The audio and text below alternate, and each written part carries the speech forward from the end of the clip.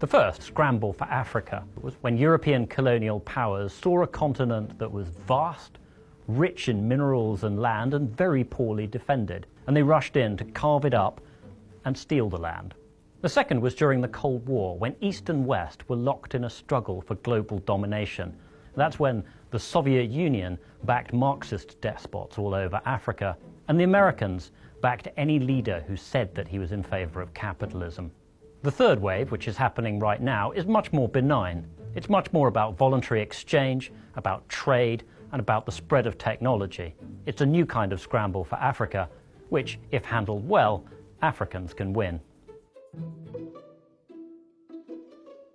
The old stereotype of foreigners in Africa is that they're only interested in the minerals and not Africa's people. That's still sometimes true, and there are still a lot of corrupt mineral deals going on in Africa. But much more important now is African people. There'll be more Africans in the world than Chinese people by 2025. It's a huge market, and since they're all living in independent countries, they're in a much better position than in the past to negotiate better deals with the outside world. And this has been great for Africans. Greater openness to trade and investment from the outside world is one of the reasons why Africans are 2/5 richer than they were in 2000. Of course, the fact that there are fewer wars and better macroeconomic policies has also helped. There's still a big problem with corruption.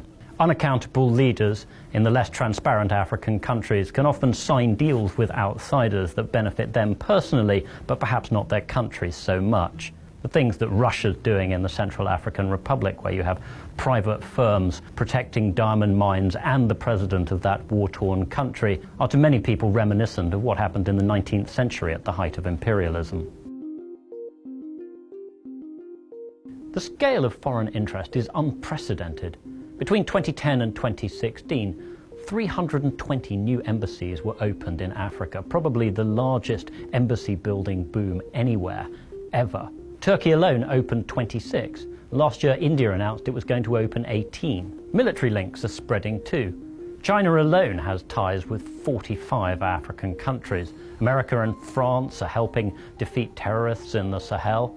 Oil-rich Arab nations are setting up military bases in the Gulf. And Russia has military deals with 19 African countries. African voters and watchdogs need to insist on more transparency in the way that these deals are done. The kind of work that Kenyan journalists have done to expose scandals connected to a Chinese railway project is very encouraging. Second, African leaders need to think more strategically.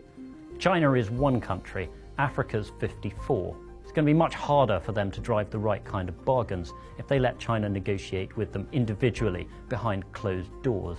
Even if African unity is a bit of a far-off dream at the moment, at least you could see more regional unity, which would be very useful in negotiating infrastructure projects.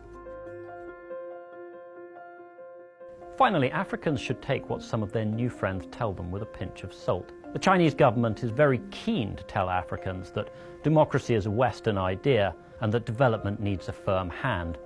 This may be music to the ears of some of the strongmen on the continent, but African voters should not be fooled by it.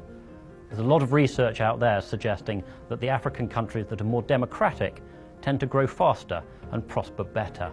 As the population gets more educated and moves into the cities more, we're seeing that they're more critical of governments and giving the ruling party a lower share of the vote. As African politics grows more competitive, voters will have more clout, and they'll be able to insist on a form of globalization that works for Africans and foreigners alike.